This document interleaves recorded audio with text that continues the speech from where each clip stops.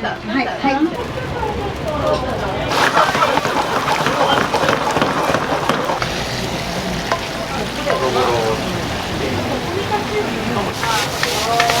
皆さん行きますよ。皆さんお願いします。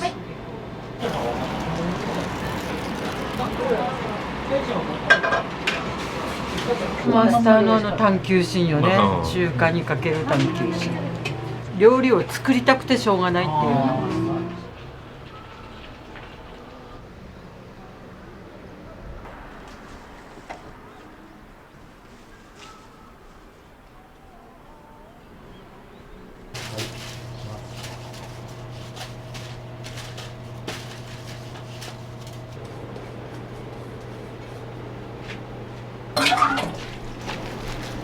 若狭牛シューマイです。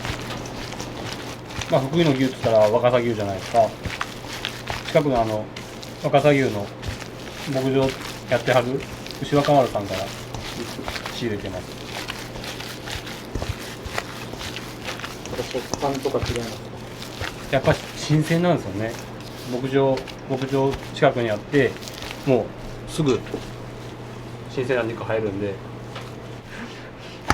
いや、ずっと取ってるの大変ですよね。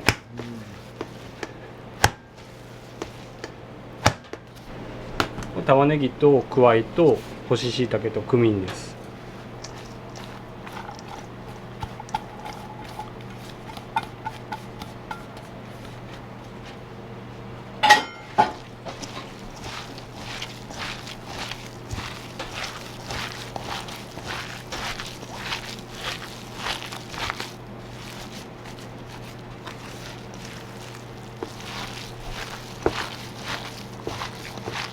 福井は奥さんの実家なんですけど、まあ、大阪にいた時に子育ても兼ねてちょっと親とか友達とかいる方が奥さんも育てやすいということでこっちに引っ越してきまして、で去年仕事を辞めたタイミングでちょっと職探したんですけど、自分でやろうかなって時にここの屋台村があったんで、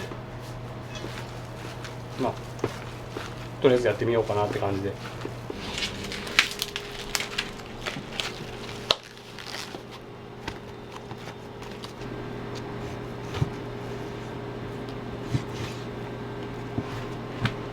味入りやすいようにして、今から塩麹でマリネします。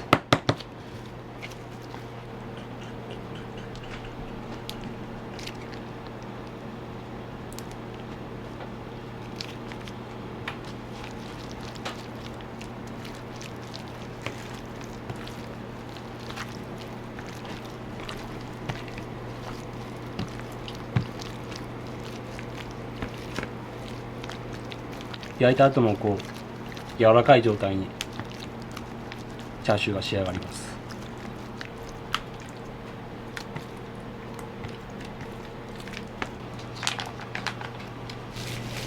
これ付け合わせで使ってるんですけど、ごま油回して塩軽く振ってオーブンで蒸し焼きにして、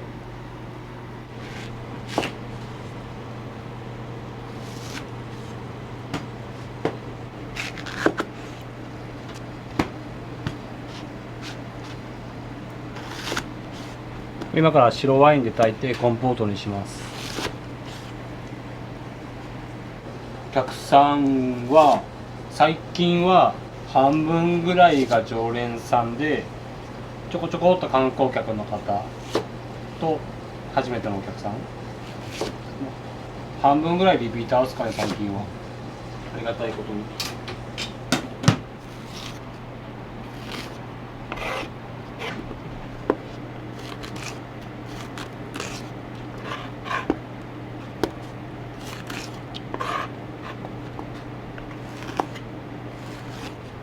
食材も当然なんですけど、器とかそういうのもこの辺のもの、九谷焼だったりとか美濃焼とか使ってます。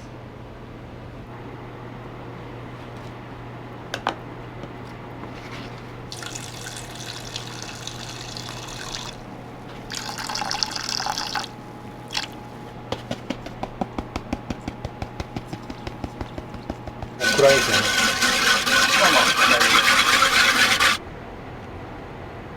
レモン。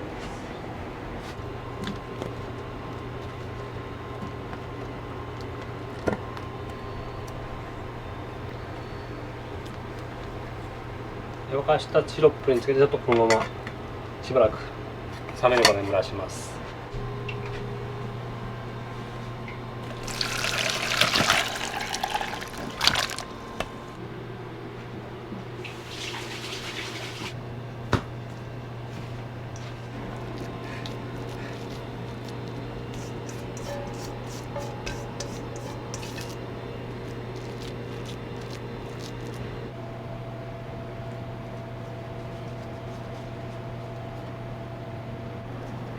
で食べた後にこう美味しかったからっつっておかわりしてくれる人もいますし、中身はシンプルに若狭牛と玉ねぎとくわいと干し椎茸です。でアクセントにクミンとクコの実入ってます。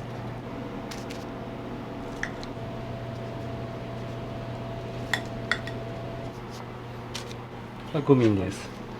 中にも刻んだクミン入ってるんですけど、見た目とその蒸し上がりの香りのためにちょっと表面にも散らしてます。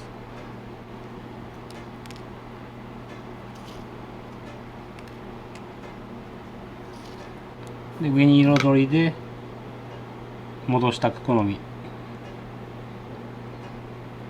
飾り付けてます。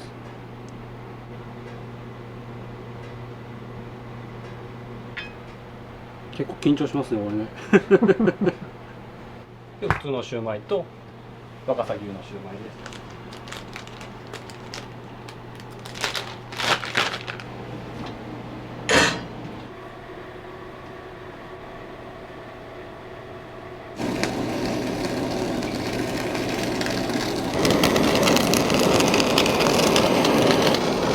軽く昆布締めしたブリを皮目を香ばしく炙ってます。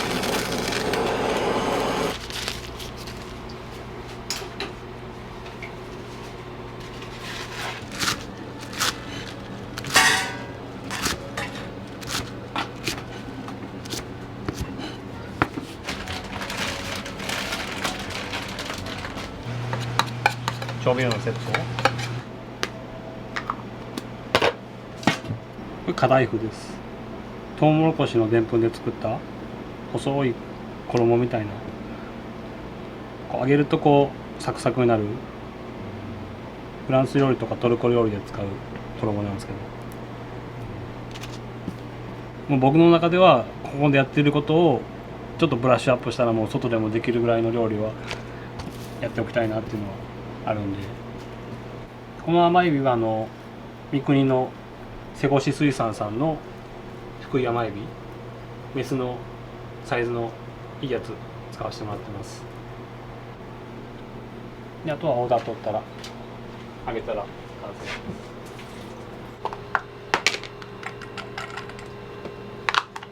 す。刻んだパクチーと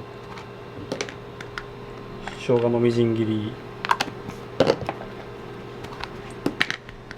刻んだニンニクです。でこっちは甜麺醤と醤油と砂糖スパイスを混ぜたつけだれ。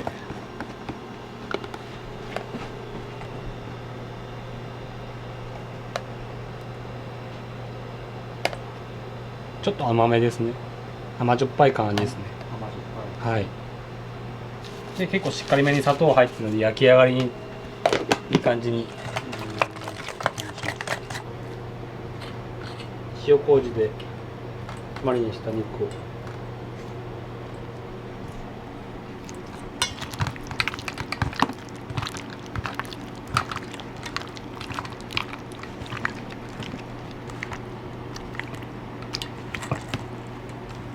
でこれ後で1時間2時間ぐらいつけて焼くんですけど、はい、焼き上がりに蜂蜜で作ったシロップにいっぺん塗ってさらにツヤよく仕上げます。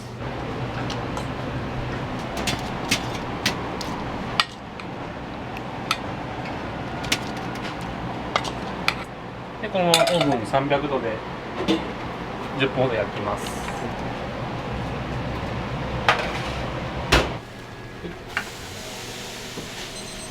蜂蜜と水飴を煮詰めたやつ、さらにもう一回香ばしく仕上げます。こんな感じですね。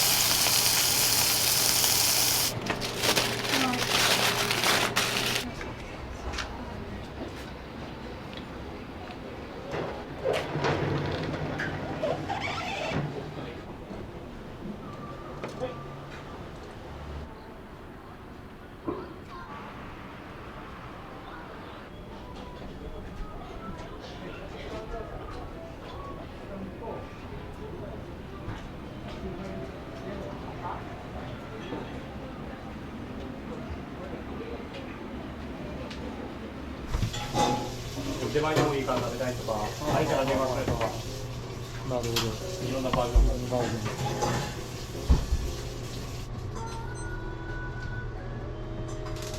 で、甘いのを見てもらった方がおすすめです。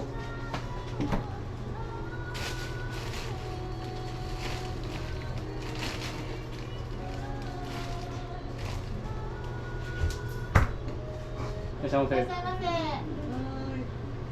どうも。ありがとうございありがとうございまます。す。いらっしゃいませ。いらっしゃいませ。春巻き3本と、はいあと酢豚2つです。大根餅ください。大根餅一つ。大根餅ください。大根餅一つ、はい。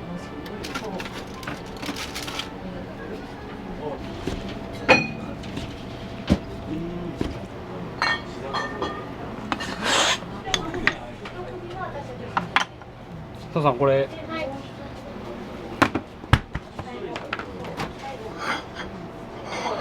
チャーシューとはい。はい。こっち3名。 3名様はいで。はい。はい。前菜盛り合わせでございます。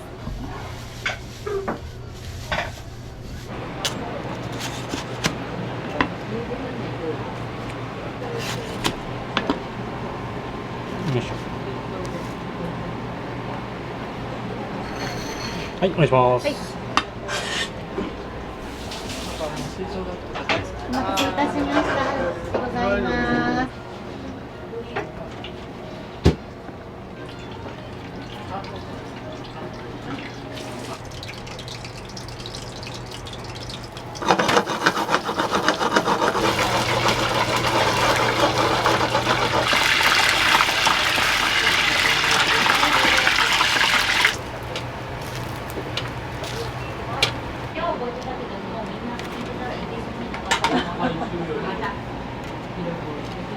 よいしょ。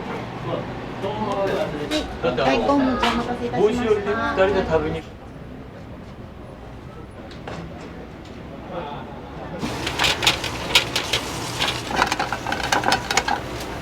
で、これを今黒酢と蜂蜜醤油で作ったタレで絡めます。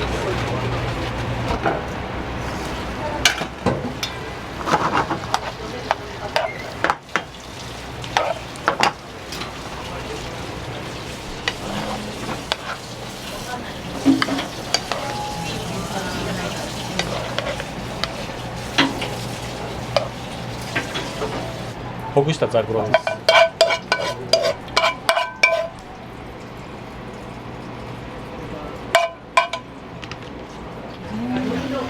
はい、お願いします。はい。はい、酢豚でございます。食べ過ぎた。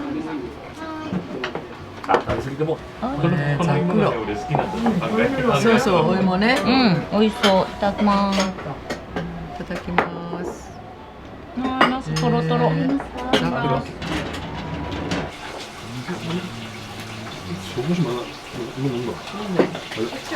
あ、これはい、クリームチーズ紹興酒のタレに漬け込んだやつです。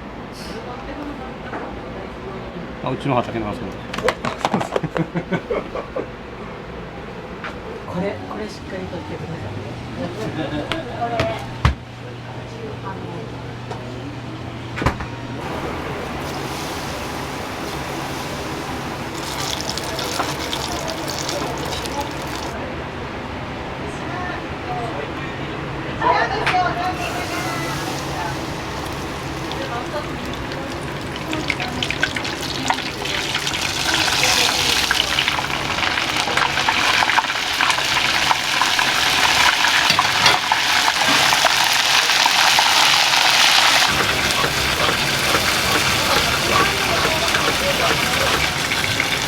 香味油とラー油です。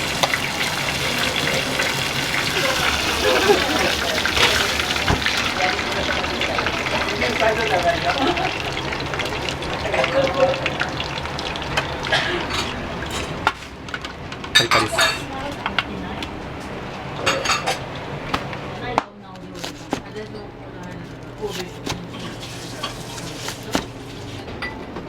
中に行きますよ。今日は下は？今日下椎茸です。はい。福井産の椎茸です。まろちょっとまろやかになるかと思うけど、このピリ辛で。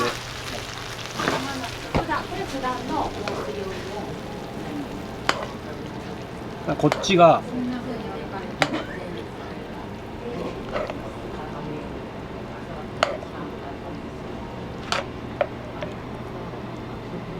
お願いします。はい、こっちが3名ゲスト様。せっこも。あ、飲んじゃった。うちなんか全然飲んでないよ。お味とかっていかがですかね。めっちゃ美味しいです。なんか本格中華の味。屋台なのに。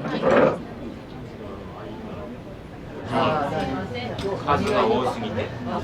ボトルもあります。表面だけこれ焦げすって。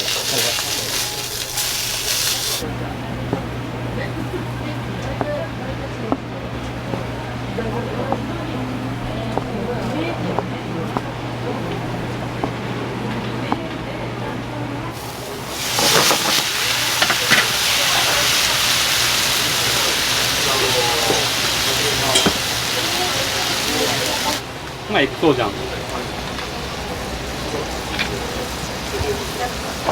全部チーズお願いしといていいですか、じゃあ。すごい気になる。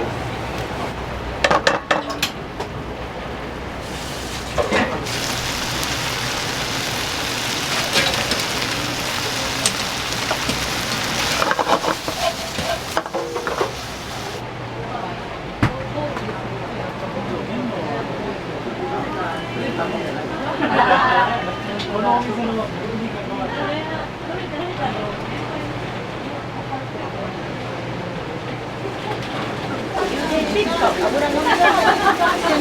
かさぎと黄ニラと松茸の炒めです。黄ニラのね、むしろ浸水してないです。大丈夫です。大丈夫。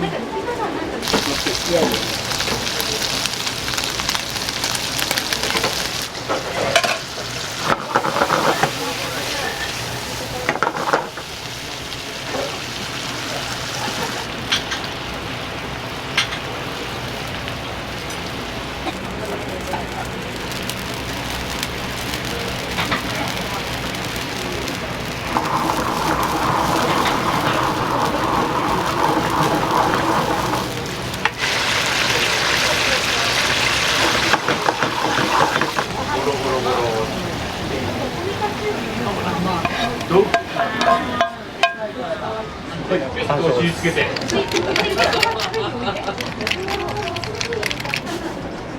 麻婆お願いします。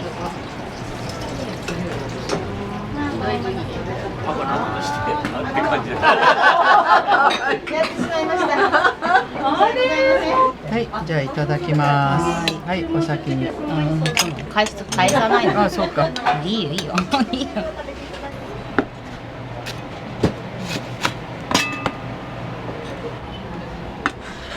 お願いします。ルナキャンお待たせいたしました。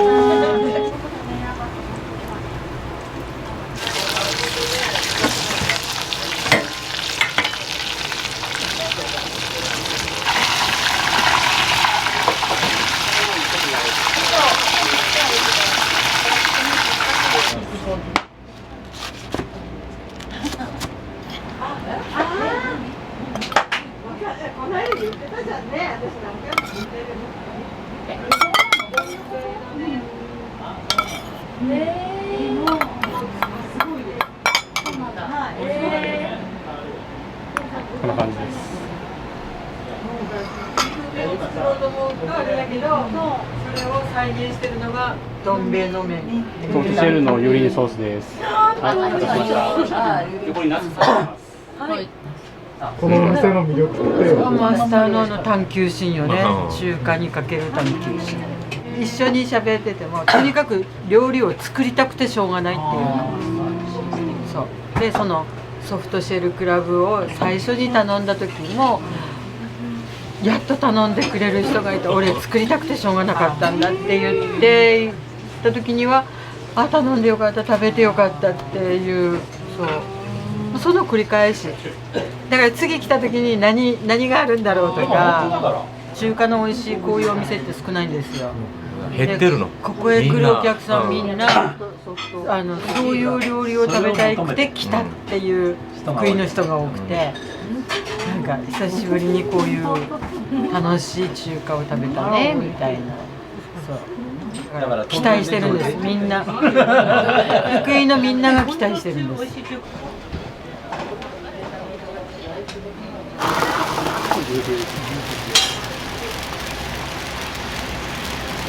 赤ワイン炊いた。ごめん、ちょっと待って。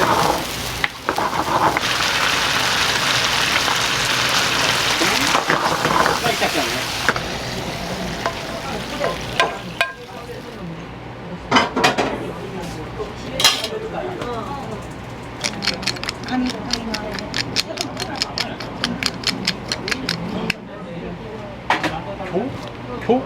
お願いします。はい。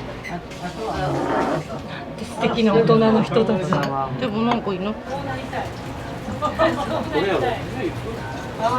れでも。ありがとうございます。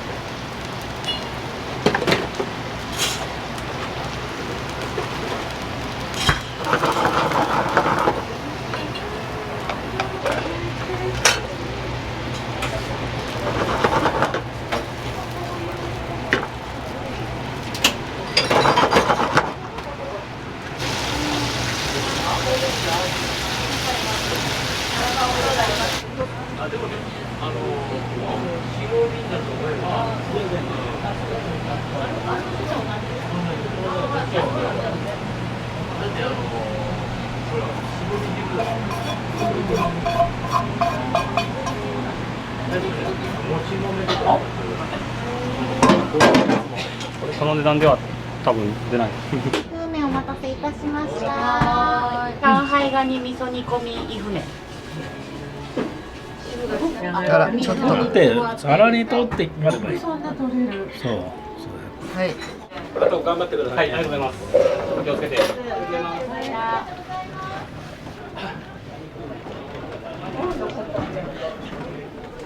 どこに置いたの？なんか変な。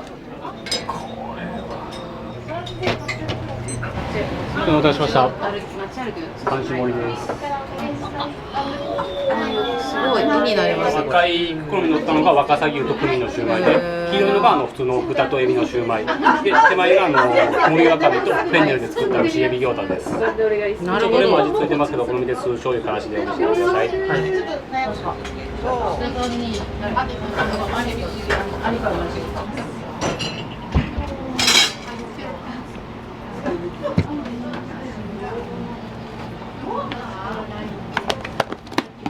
お願いします。蒸し鶏、ブリ、チャーシュー、クラゲ。はい。お待たせいたします。前菜盛り合わせでございます。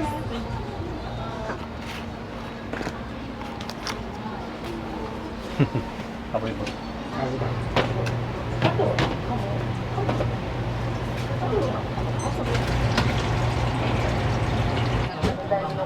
の爪で。黄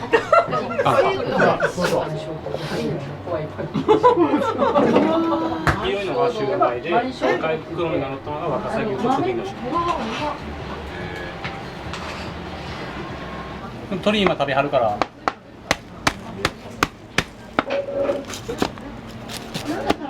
らしいです。辛いの？ 3番さん。3番様。さっきのタレと一緒ですね。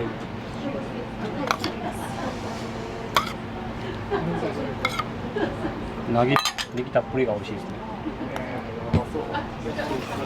油淋鶏お願いします。油淋鶏お待たせいたしました。あ、油淋鶏って言うやんて。あ、よかった。今日ネイル行ったところにレミちゃんのほら。あ、そうなんや。あ、レミちゃん帰ってきた。お願いします。はい。クリームチーズです。はい。お願いしました。参考にしてます。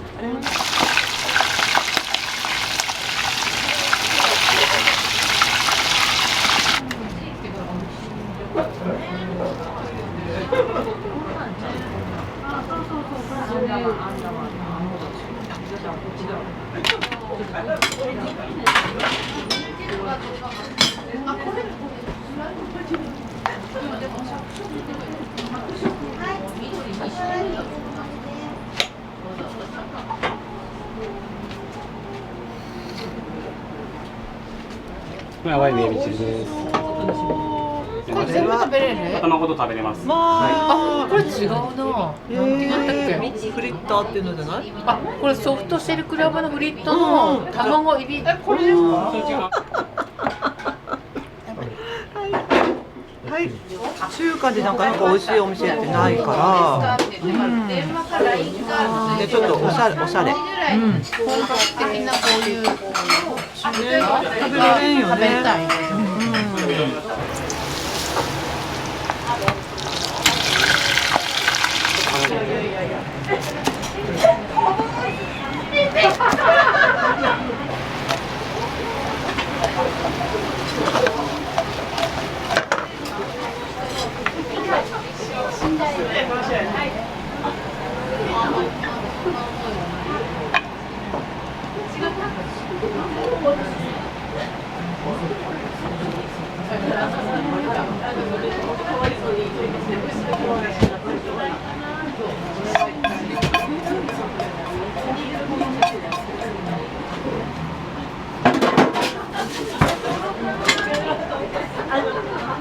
そこはすごいお金かかるの分かってるんで、あえて今日はそう言わずにどこにいるんですか？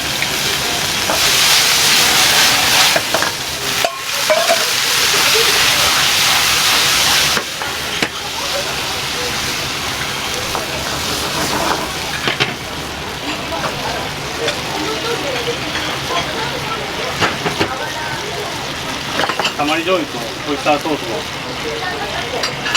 ソース。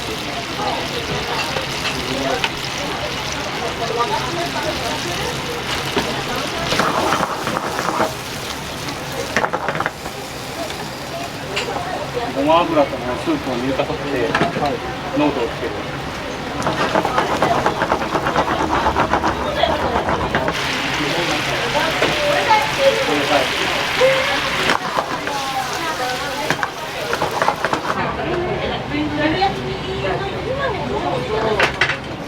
これ7番の肉麺。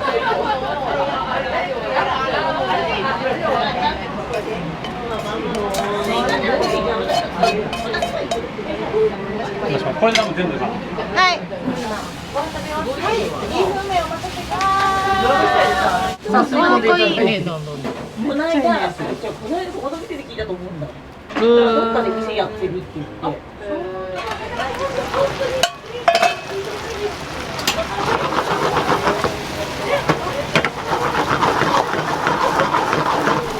そういう視聴者いたらもう逆に嬉しいですよね。例えばその上がりとか上がりとあか。あ、なるほどね。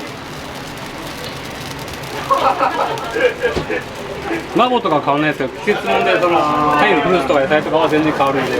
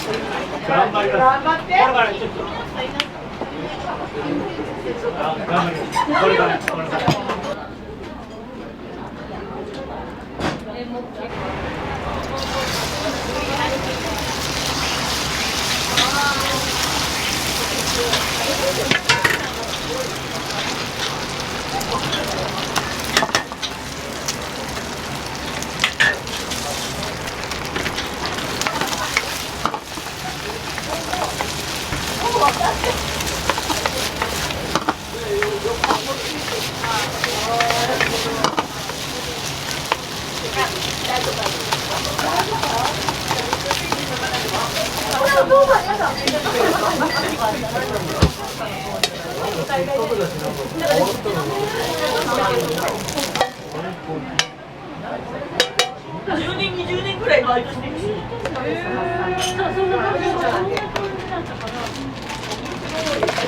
大都会だから。皆さん行きますよ。お願いします。OK ですか？うん。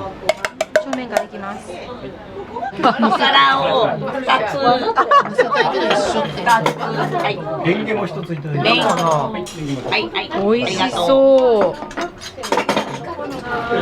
みくりの甘エビです。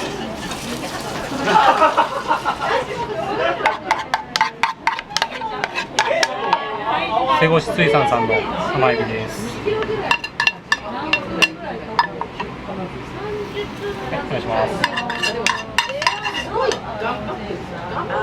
ちょっと遠いですよ。乗るので待ってください。受けてました。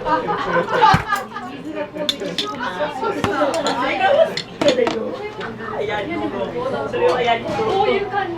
隣。話になっちゃうんで、それはそれでまたやってくる。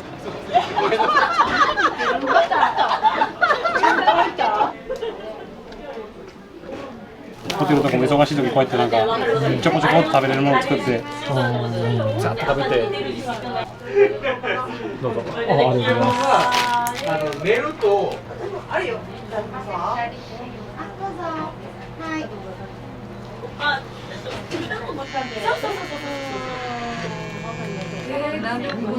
一瞬でできちゃうってことですよね。何しに飲みたいな。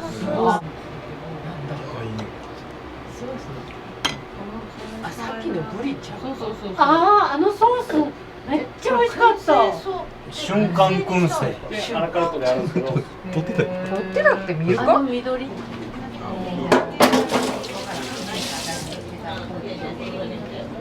蒸しますね。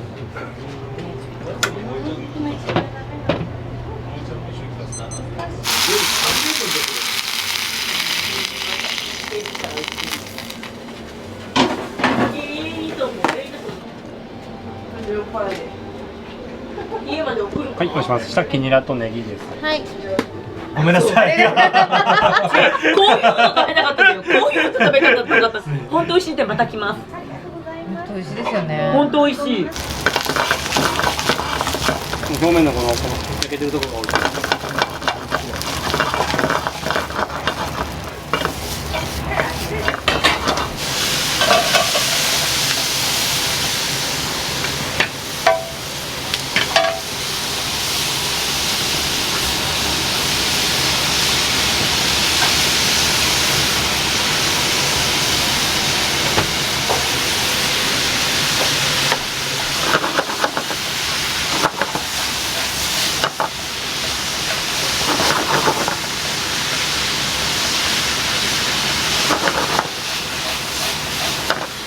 ニラとごま油。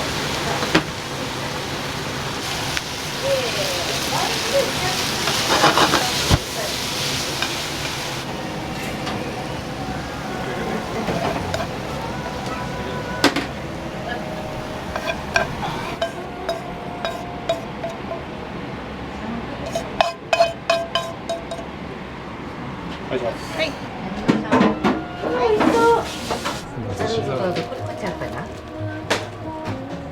YouTube 出ます出ます出してください。みんなに言わないとぜひともこれ私の手ですって、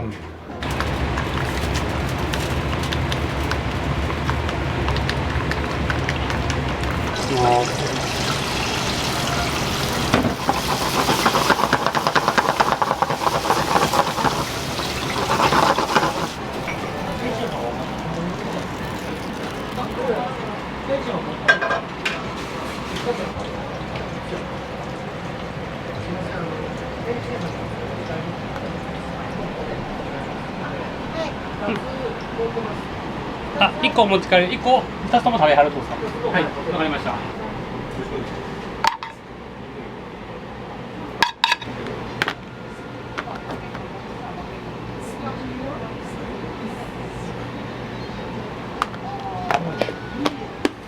完成です。春巻きは春巻きより普通でしょ。やめてよ。やめてよ。その時の寝る配置はどうなの？これ喋って。こっちは。あっと見て帰ったで。だから遊覧船とかどうなの？はい、失礼します。さあ、どっちかは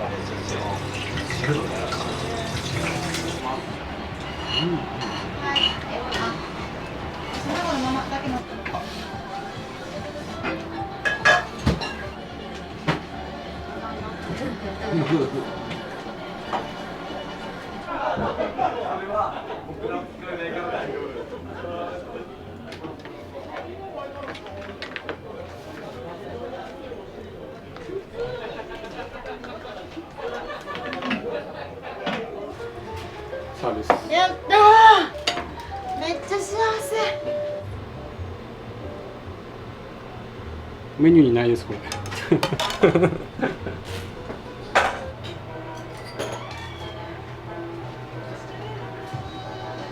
今後の目標ですか。福井で中国料理どこが美味しいって言われた時に、一番に丸って言ってもらえるようなそんな店にしていきたいですね。でまたここを出て独立自分の城を持てるようにお客さんに喜んでもらえるようにこれからも頑張っていきます。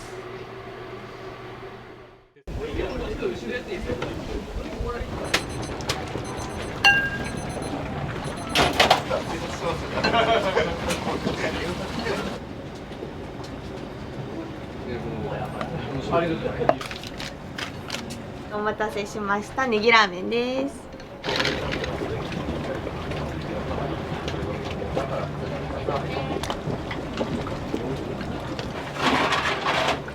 すいません、担々麺2個出前いけますか。担々麺2個、はい。はい、お待たせしました。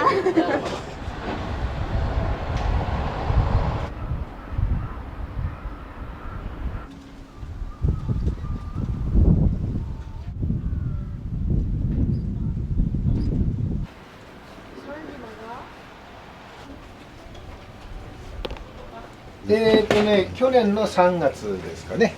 だからもう少しで1年。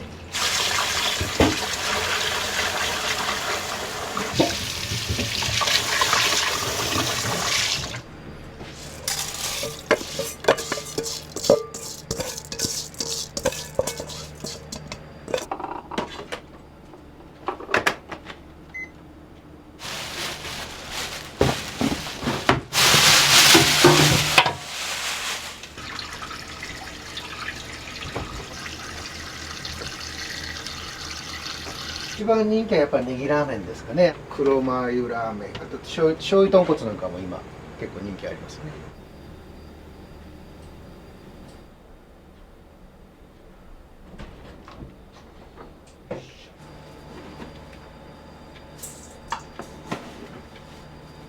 東京のお店にいた頃によく来てくれてたお客さんで、本が結構好きなんですいませんお願いしますってお願いしてサインいただいたんで。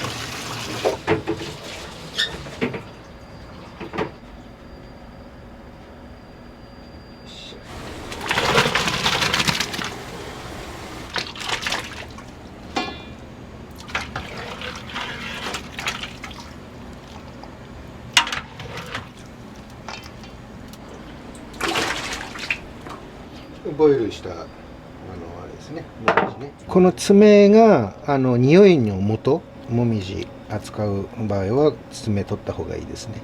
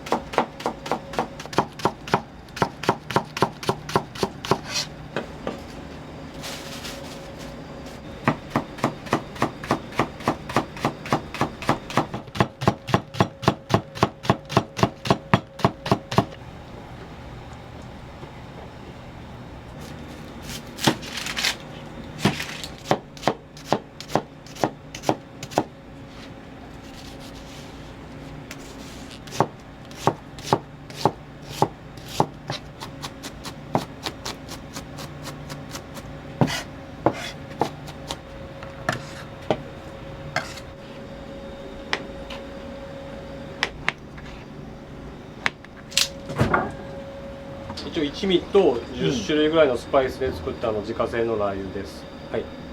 担々麺用のラー油です。ありがとうございます。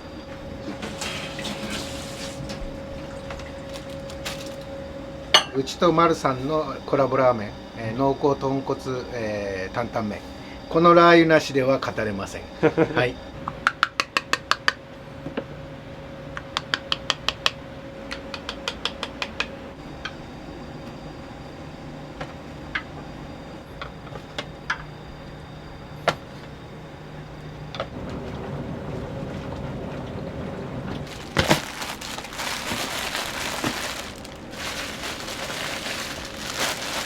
極太ね。極太は混ぜそばで使って、これは基本的に醤油とか塩の細麺ですね。これは塩。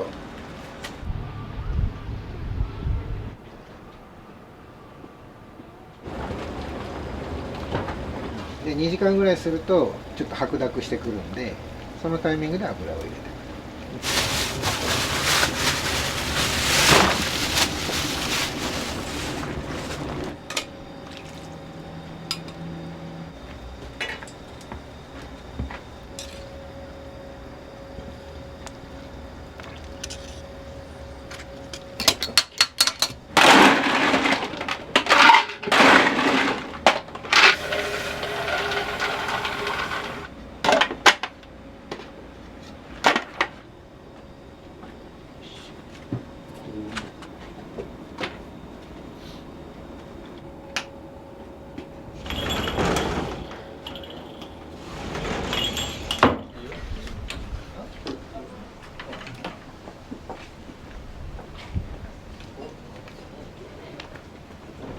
はい、ごちそうさまです。どうぞ。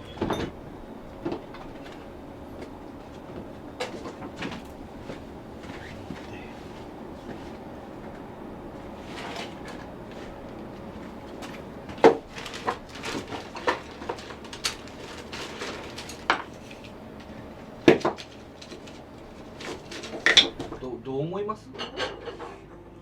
豚骨醤油と醤油でチャーシュー丼。チャーシュー丼。はい、ありがとうございます。ネギラーメンとネギ、はい。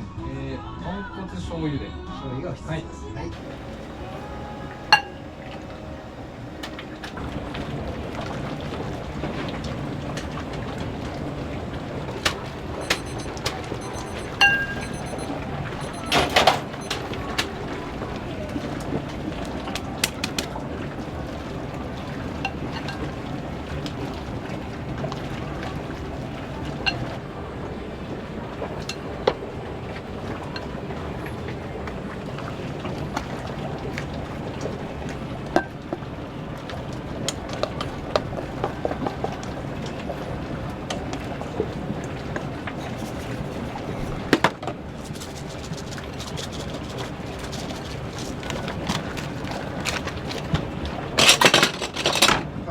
のお客様、はいどうぞ、熱いですよ。はいどうぞ、はいこちら醤油ですね。はいお待ちどうさまです。はいどうぞ。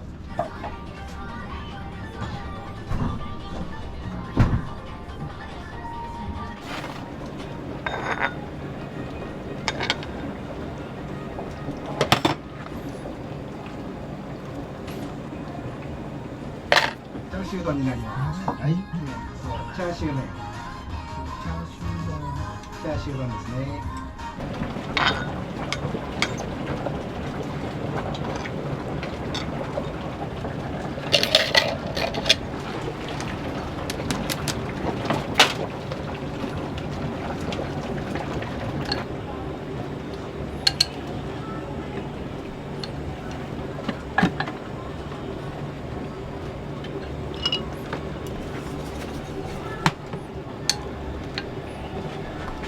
チャーシュー麺ですね。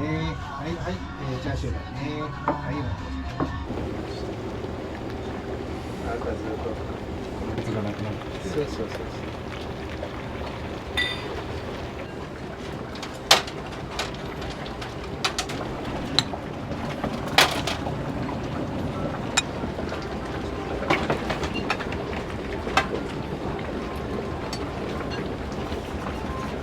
その替え玉ですね。はい、お待ちください。どうぞお願いします。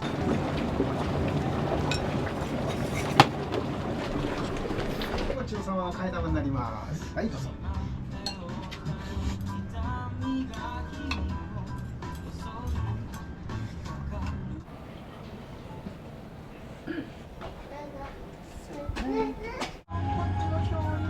醤油、はい。醤油と塩ですね。はい、お待ちください。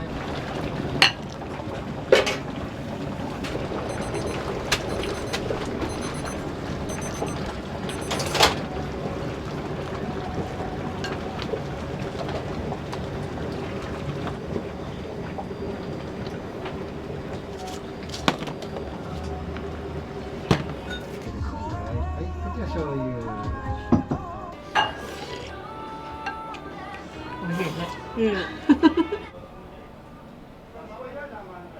はい、どうぞいらっしゃいませ。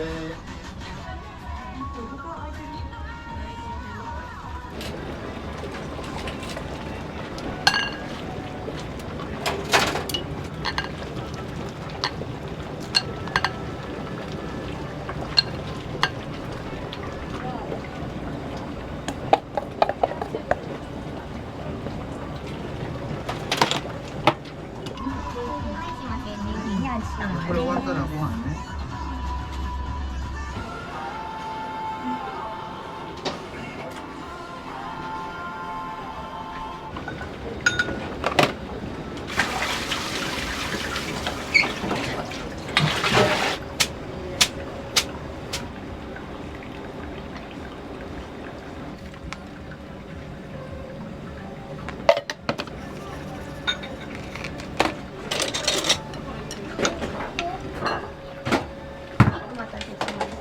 はい、お待ちください。はい、お待ちください。うん。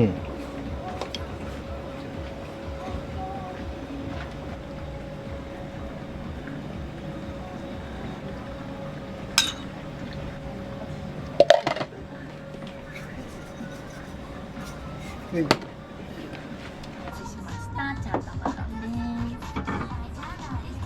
強くなります。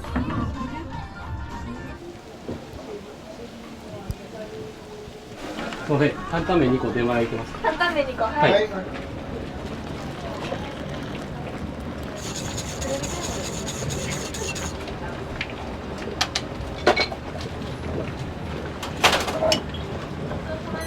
はい、ありがとうございました。ありがと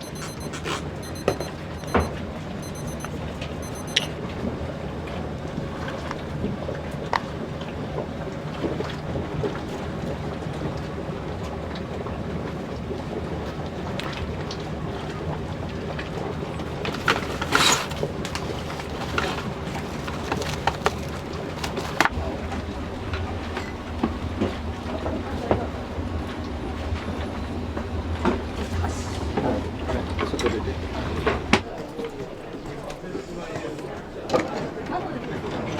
しました。は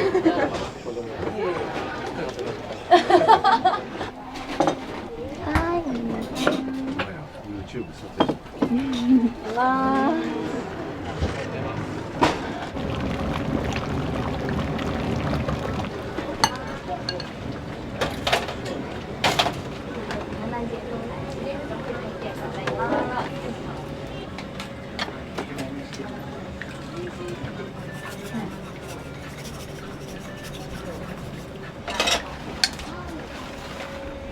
こちらも韓国仕様。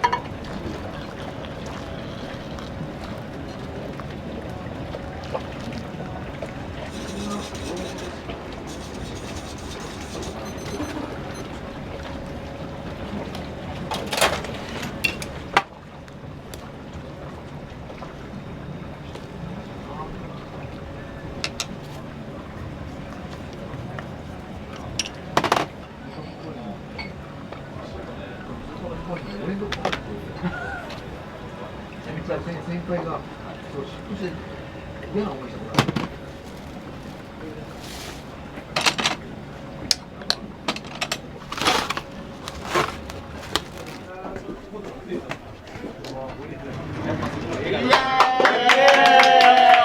待ってました。このごまの風味とね、ほんとたまんなくて、ちょっとピリ辛な感じがたまらなくていいね。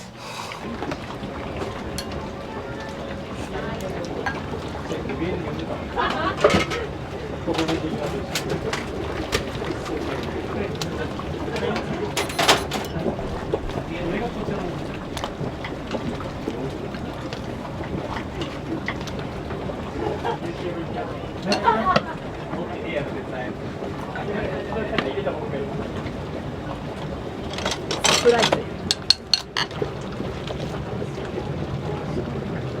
い、すいません、卵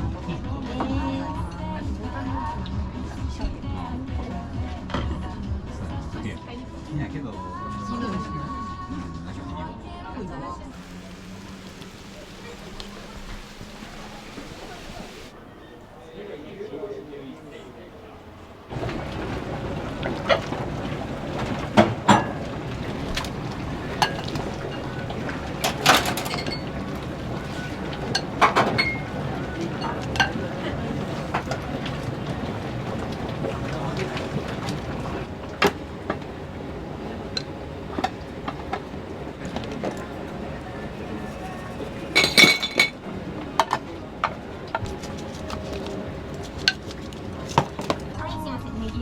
ニンニクなしです。すみません、もやしラーメンです。俺のせいみたいになったけど振ったの。あれできんじゃん。うまいっす。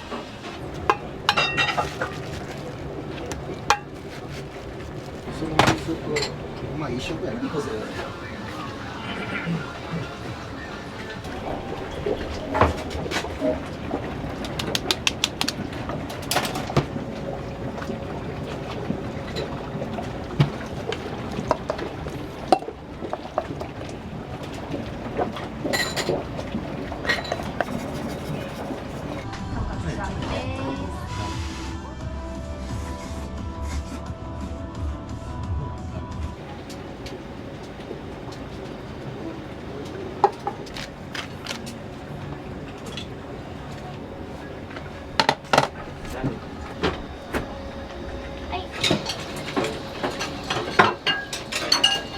昔から食べてきたラーメンやったんで、やっぱ美味しいんやなみたいなっていう嬉しさはありましたね。小学生幼稚園とかからもずっと食べてたんで、もう毎日のように食べてたんで。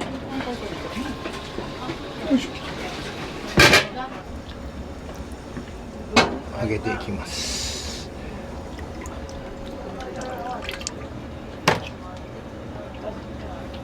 全部どけていつものところへ持ってくる。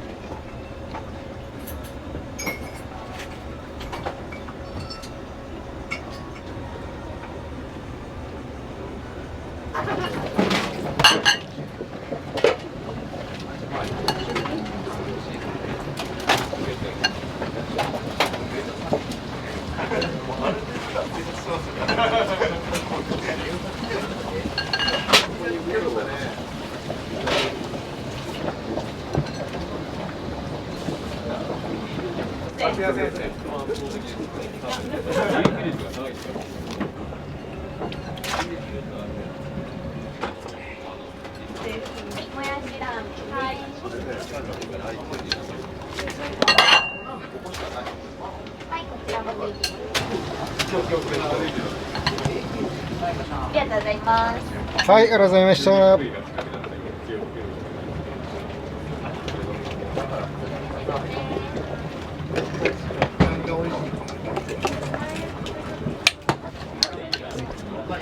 まさに言いたい。はい。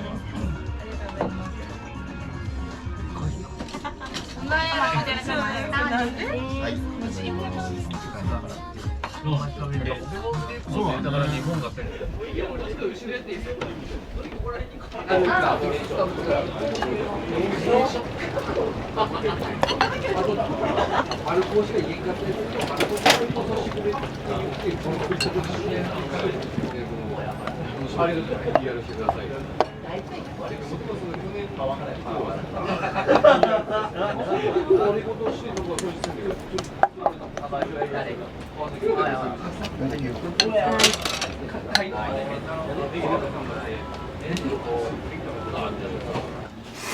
よかったな、関山じゃねえよ、誰と神。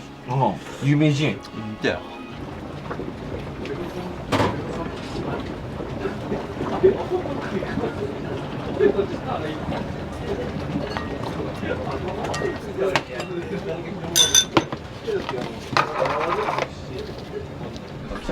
はい、すみません、お待たせしました。今日いつもより笑顔や。釜玉そばで。あ、今日初ラー油かけて食べてください。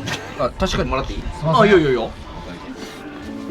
いくらでしたっけ？万人受けするようなラーメンになってますので、ぜひ一度お越しください。はい、お待たせしました。豚骨塩味玉ニンニク抜きです。はい、ありがとうございます。いいな、九州。よかったよ、九州。文化上もなんかそのタイミングによって上陸。長崎よかったよ。お待たせしました。ネギラーメンです。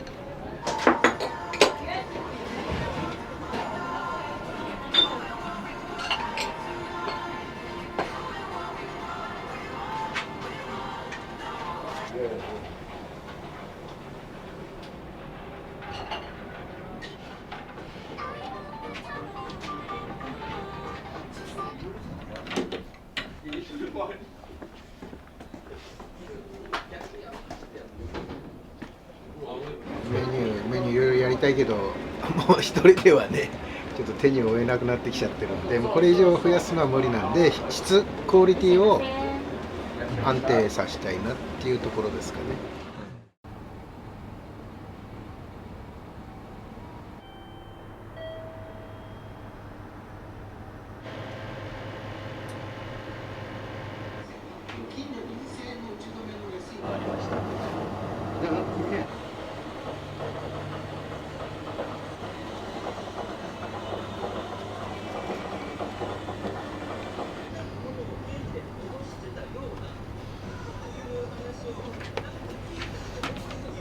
天ぷらはかき揚げ、エビ、あと本当はメギス、あとイカゲソ、それからスルテンがありますね。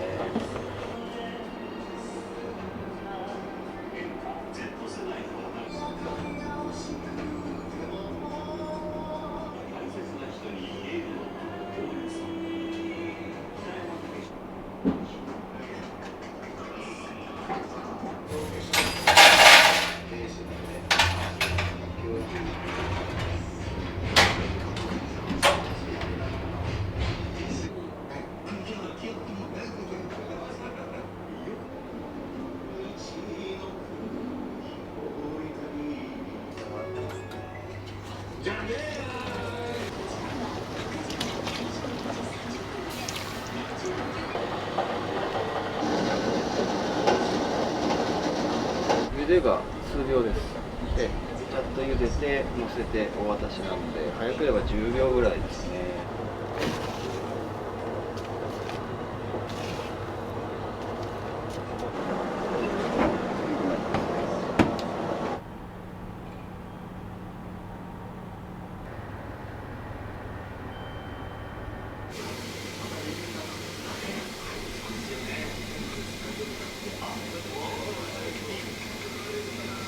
20年ぶりに来たお客様が味変わってなかったよって言っていただけると本当に嬉しいですね。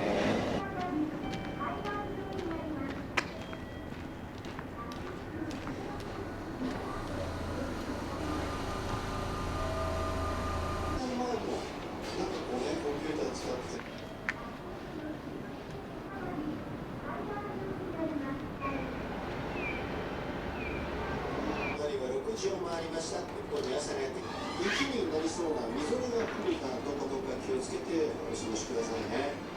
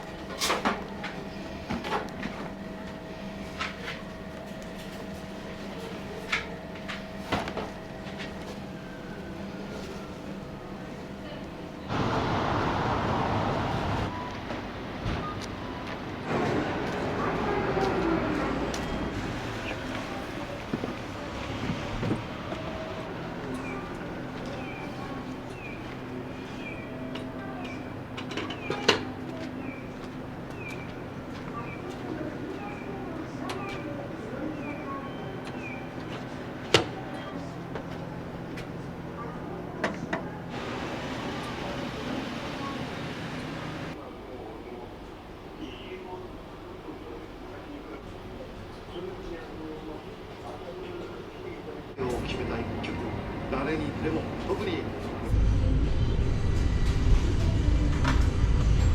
お願いします。はい、ありがとうございます。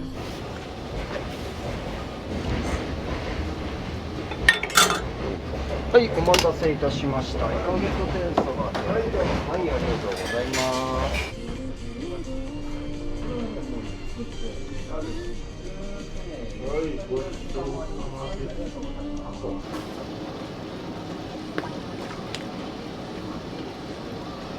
はい、お待たせいたしました。エビ天そばでございます。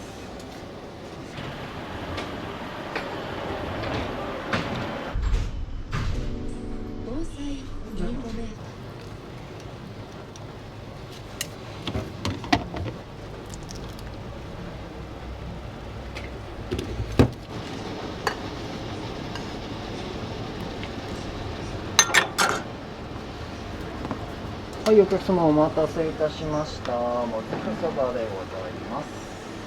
ありがとうございます。そして3月1時台冒頭にですね、3月10日佐渡の日にちなんで佐渡島で行われるんですが、今月29日金曜日からその佐渡センターで紹介です。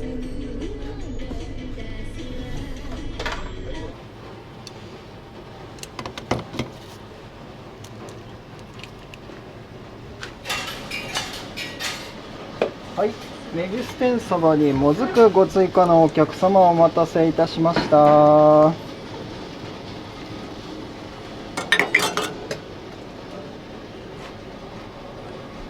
い、どうぞ。はい、ありがとうございます。お箸そちらです。7時50分の日曜は雪のち曇り、最高気温は土日。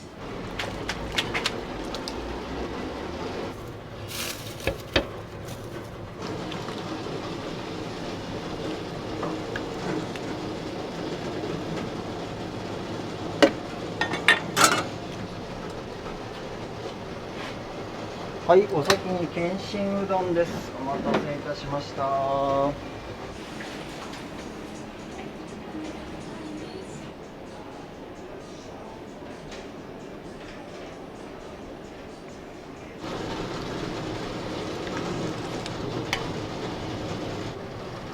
い、お待たせいたしました。木そばです。どうぞ。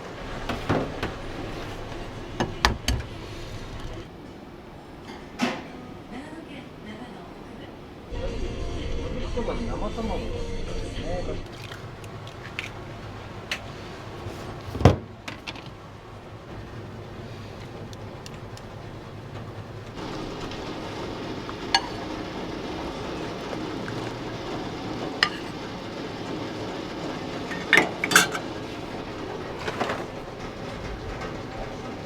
はい、お待たせいたしました。もずくそばに生卵です。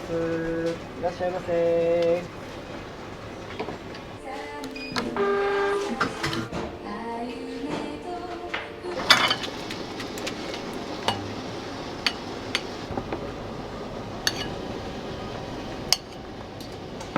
はい、ありがとうございます。またご利用ください。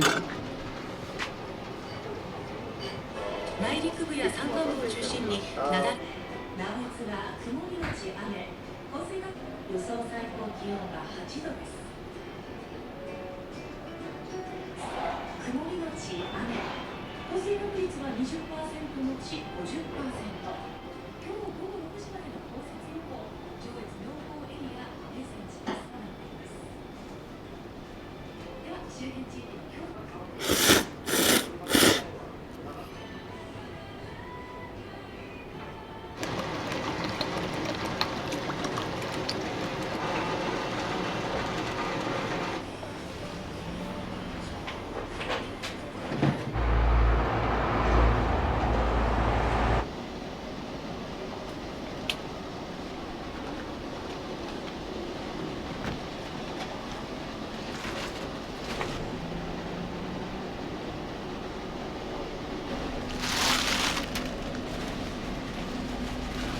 そうですね。天かすお入れしますか。はい、かしこまりました。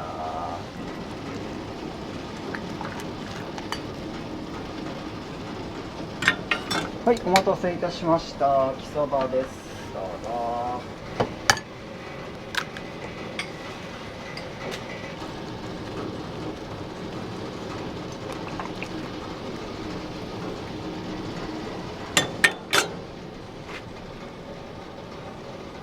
はい、お待たせいたしました。たらこおにぎりとかき揚げ卵そばです。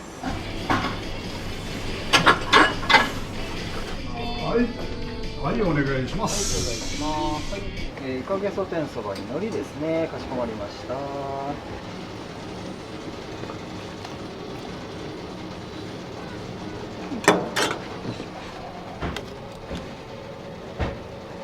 はい、お待たせしました。はい、ありがとう。はい、海苔とイカゲソ天そばです。はい、ありがとうございます。お味の方いかがですか？最高です。ここが一番うまいです。本当に正直言って、本当に。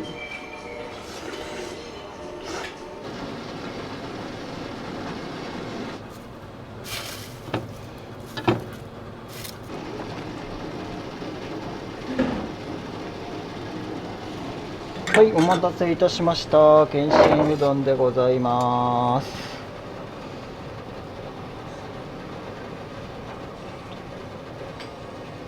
はい、ありがとうございます。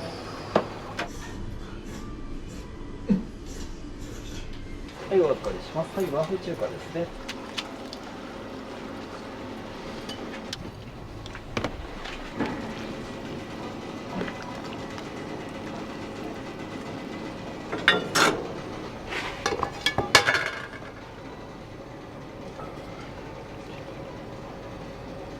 はい、お待たせいたしました。和風中華です。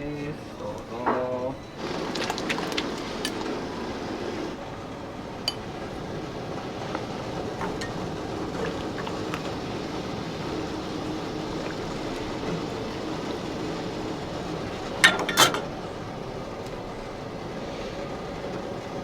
はい、お待たせしました。メギス天うどんです。どうぞ。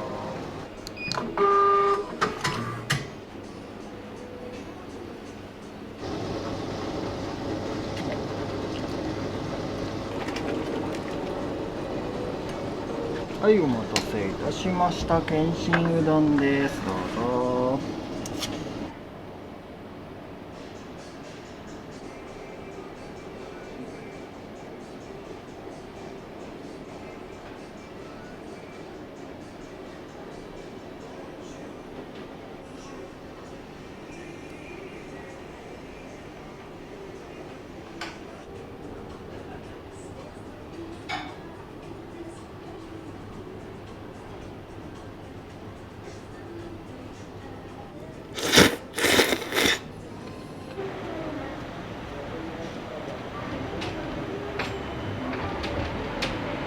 はい、お待たせいたしました。エビ天うどんどうぞ。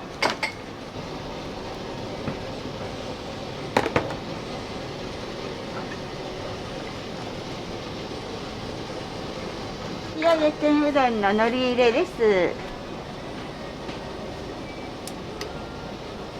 はい、どうぞ。ありがとうございます。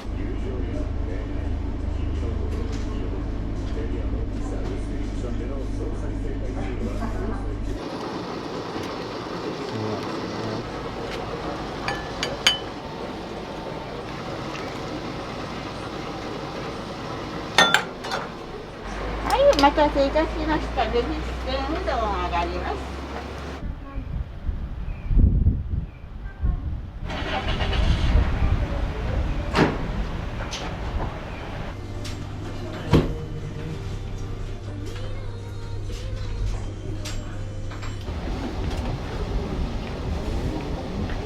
鮭のおにぎりと和風中華。おにぎり温めましょうか。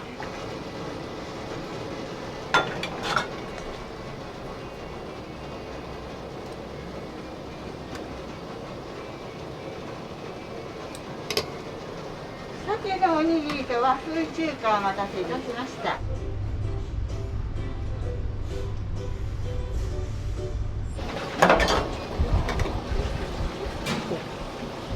もずくそば大盛りでお待ちのお客様、どうぞお待たせ。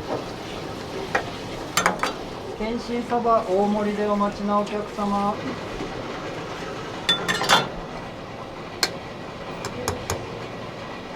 はい、お待たせいたしました。エビ天サバです。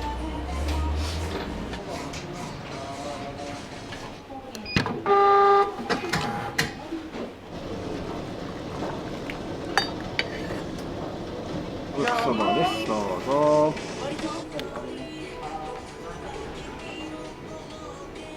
いうことです。おすすめ観光スポットを巡っていきます。いらっしゃいませ。2月26日から6月30日までとなっています。こちらに行きましょう。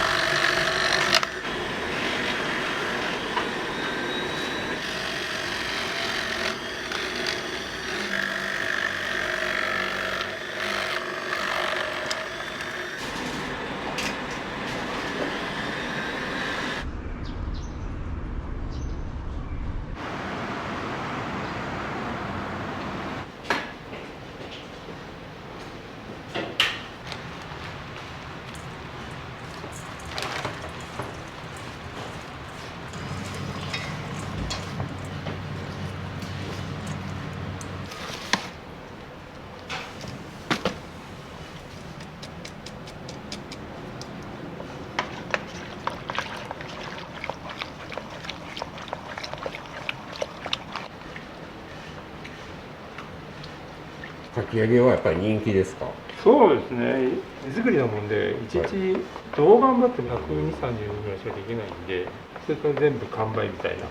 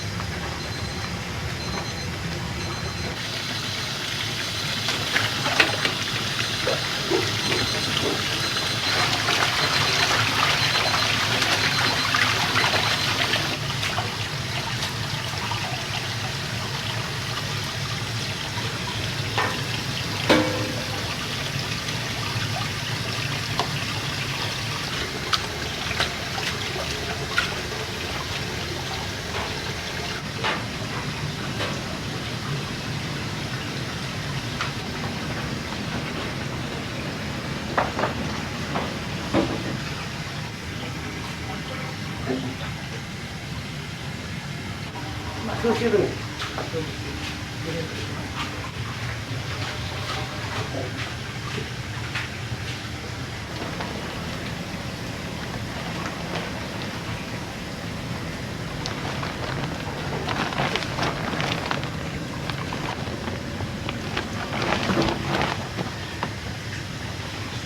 どれぐらいそばって疲れる人ですか？何町店と駅前店だけで400から500の間ですかね。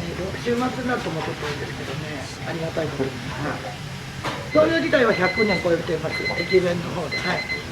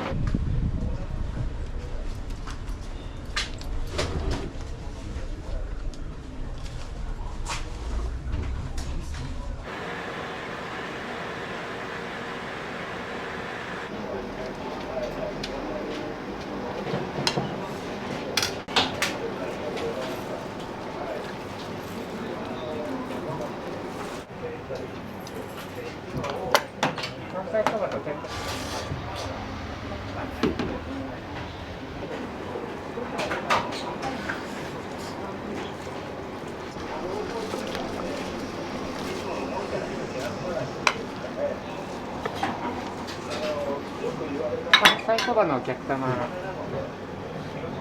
メディア好きなだけどうぞ。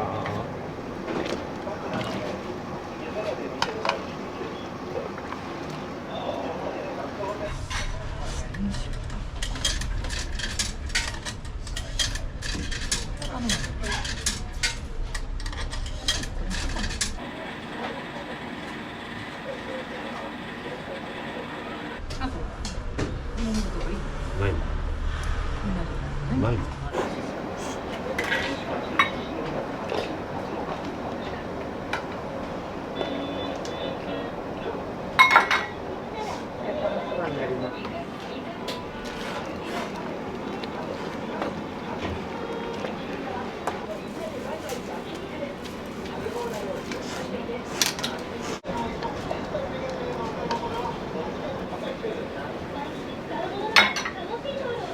そばになります。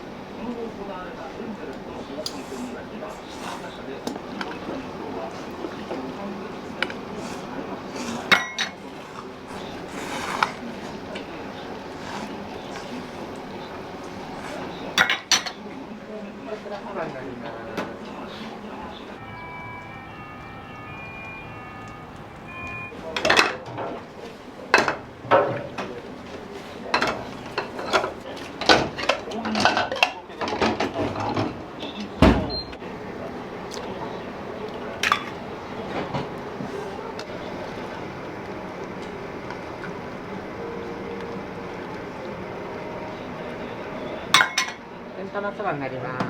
ネギは好きなだけどうぞ。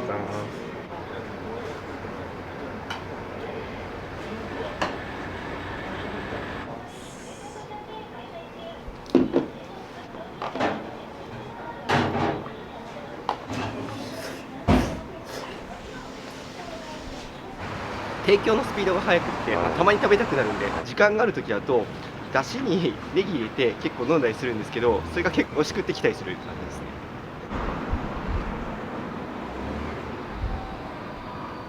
買えるもの買った？買ってない。まだ買ってない。まだ買ってない。あ。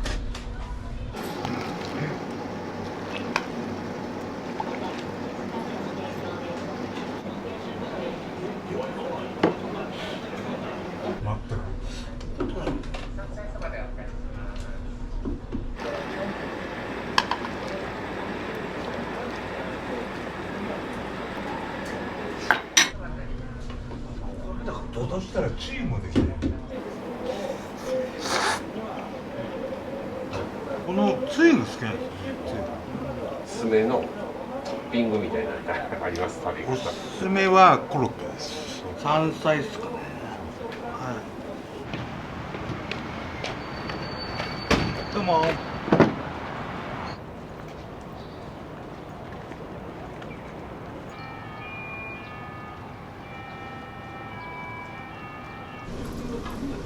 ありがとうございました。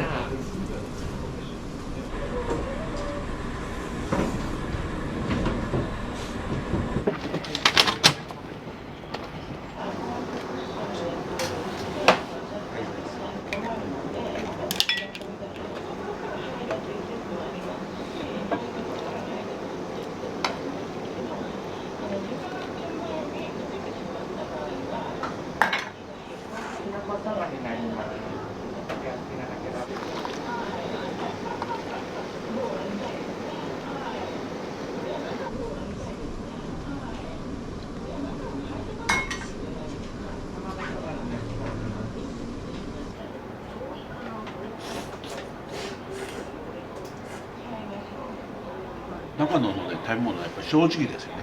誠意を感じますよね。ここは有名だもんね。美味しいです。ありがとうございます。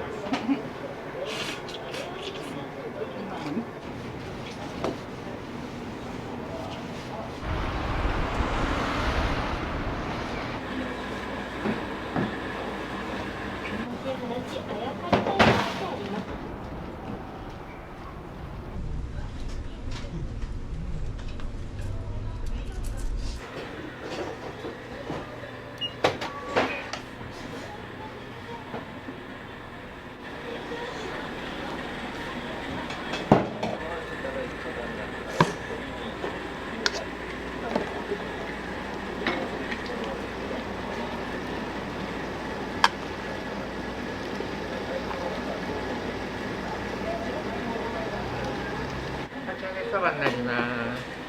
ネギお好きなだけどうぞ。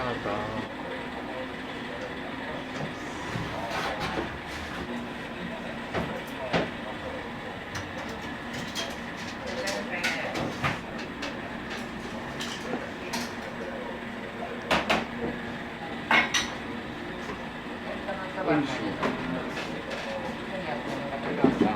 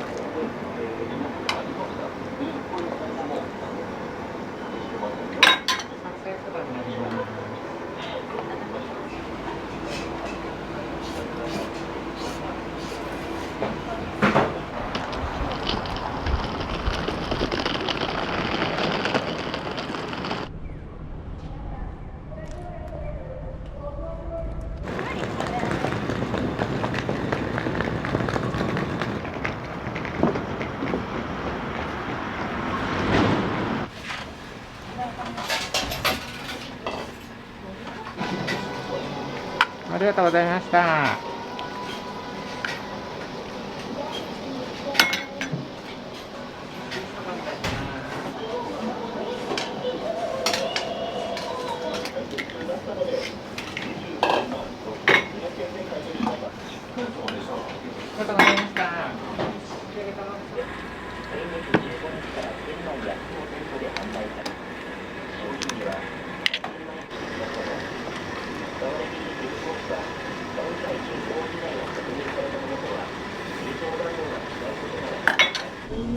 似ているもの、似ていないものをお寄せください。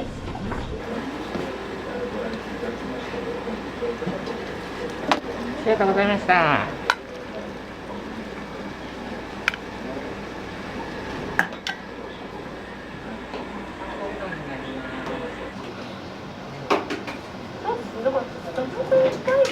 じさレベル5。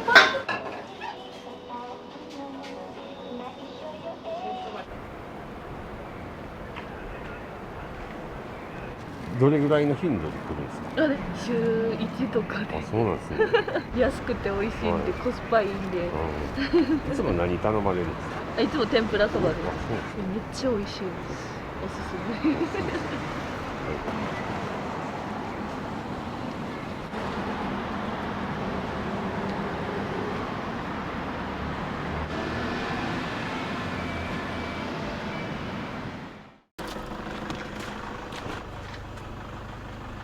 いらっしゃいませ。いらっしゃいませ。いた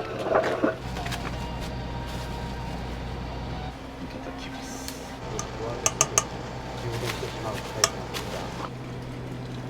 はい、すみません。お待たせしました。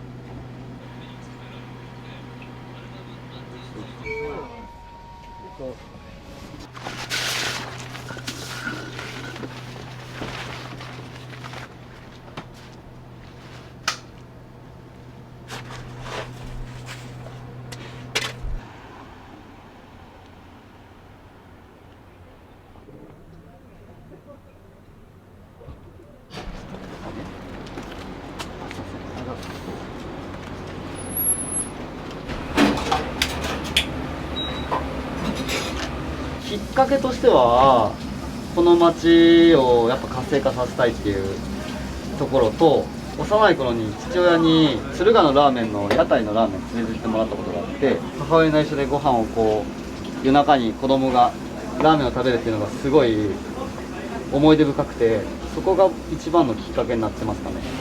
うちのチャーシューのこだわりやっぱあっさり食べれるの中で、肉はチャーシューを食べとるっていう感じのちょっと強めの味付けになってます。昔ながらの懐かしい感じのラーメンを作ってます。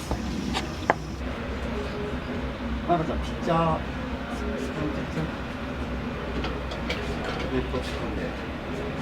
スープはうち養殖のガブリの方では原木で生ハムを出してるんで、それの残った骨で出汁を取るっていう、ちょっと養殖ならではね。2時間で60人くらいがもう結構忙しいですね。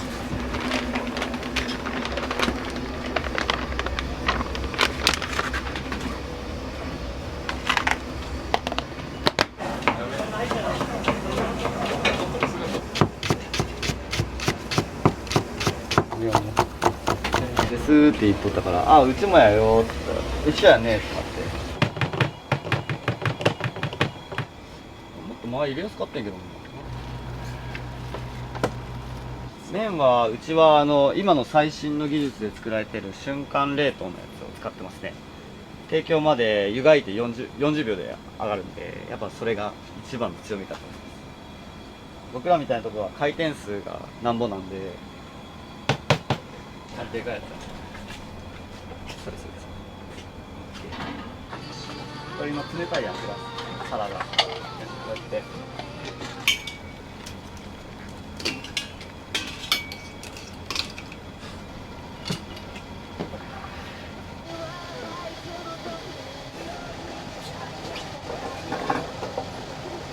お客さんどういう方が多いですか？本当にいろんな人いますよ。若い子から県外からも来てくれたし、年配の方らもすごい多いね。あとこの辺の飲み屋さん街から流れで来る人の子も多いんで。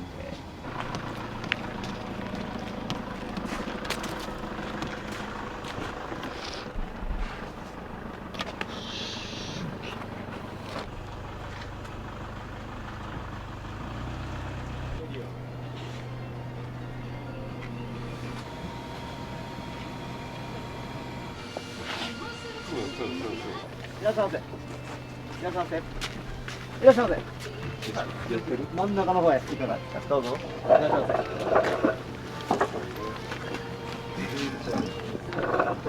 らっしゃいませ。いらっしゃいませ。言ってたら、お冷や出したら。2名様ではです。どうぞどうぞそちら座ってください。のエピソードの配信通知が受け取れますので、気になったらタップしてあなたのライブラリに設置。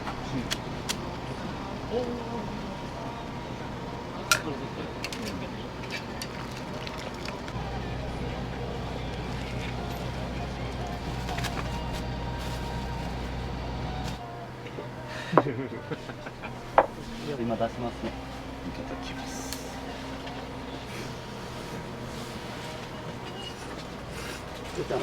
すごい。美味しそうに食べるやん。めっちゃ美味しいです。あっさりしとるんで、ガブリと併用で、締めのラーメンに最適です。すい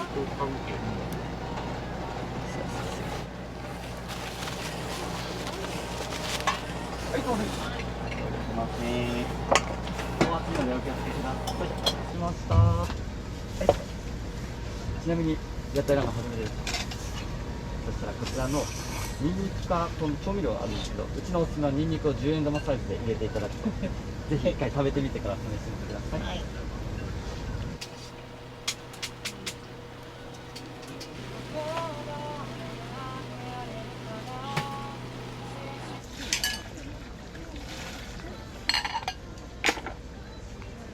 っかり気付けてくださいね。ありがとうございます。おやすみなさい。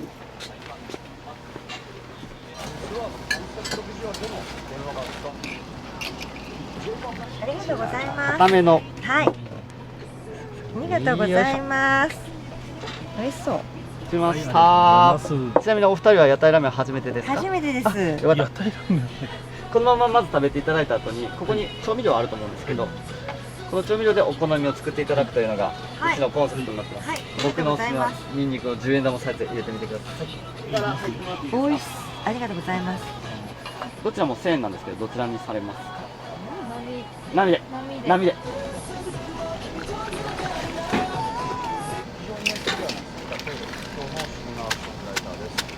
ライブハウスがついたタイミングで電話をかける。だけで20%に加わると充電してしまうタイプなんですが。お待たせしました。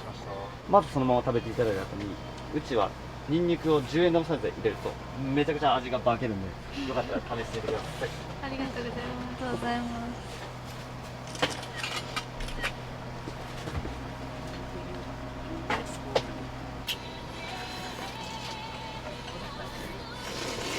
しっかり気をつけてくださいね。ありがとうございます。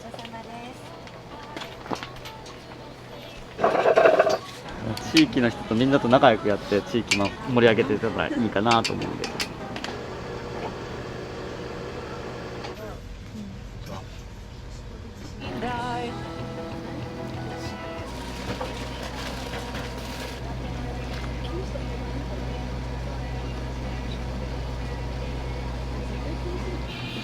良さそう。は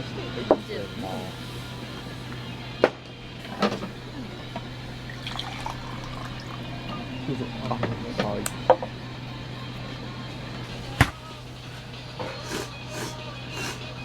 月に2回くらいはそうですね。まあ飲んだ後に絶対食べれるっていうところがいいですね。いっぱい食べて気持ちよく帰れるみたいな、そこが魅力だと思います。ありがとうございます。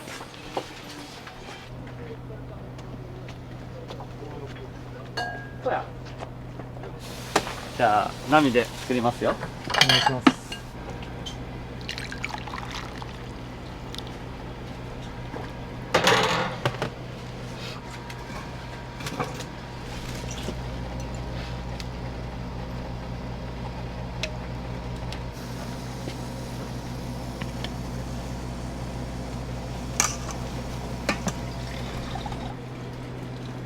はい、すいません。お待たせしました。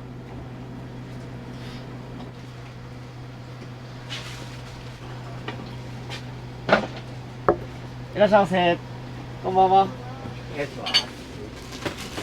いらっしゃいませ。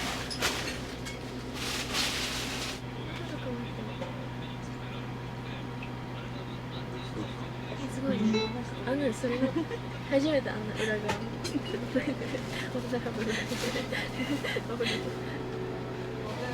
もっとマジ？最高や。やばいかも。二人とも今日あれ？ああ、お酒飲んだ後にラーメンを食べたくってでこういう味にしました。ご飯食べた後でもめっちゃ美味しい食べれるです。ありがとうございます。おやすみ。ああ、真ん中からよ。ごめん。ありがとう、おやすみ。ありがとうございます。屋台全部手作りで、この骨組み単管で組んだのも全部手作りで作りました。地域のお店さんにお願いしてみんなで作ってますね。はい。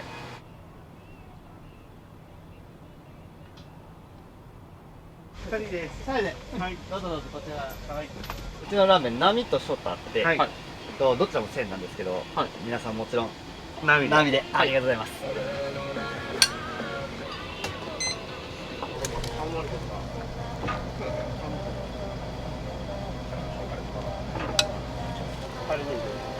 普通に一人で来るようになる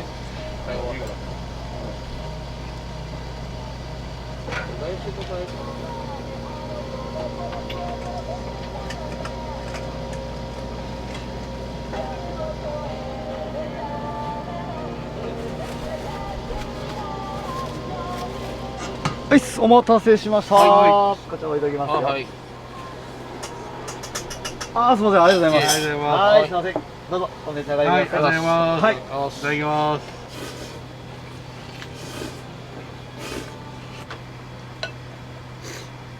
まあでもやっぱ夜に食べるっていうのとお酒飲んだ後に食べるっていうのはやっぱすごいお酒を飲む人からするとやっぱありがたい。自分の最後の終着点がそこにあるっていうのがやっぱ作りたかったんです。またラーメン食おうってなるでしょ。ラーメン食ったらまたカブに戻ろうってなるんや。やってます。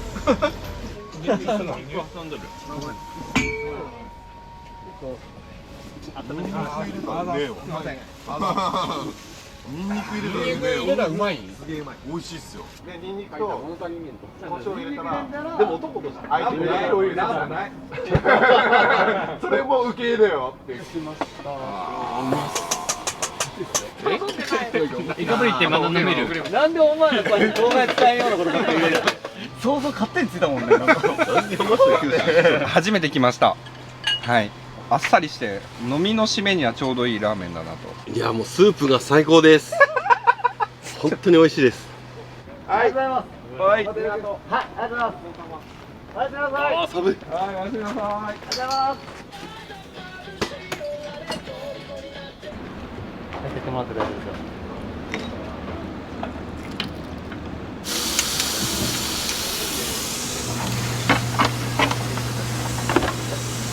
今日一日振り返っていかがでした？今日ちょっと暇やったんですけども、でもまあみんな明るい感じで来てくださるんで、やっぱ天気悪くても開けたいなってやっぱ思いますね。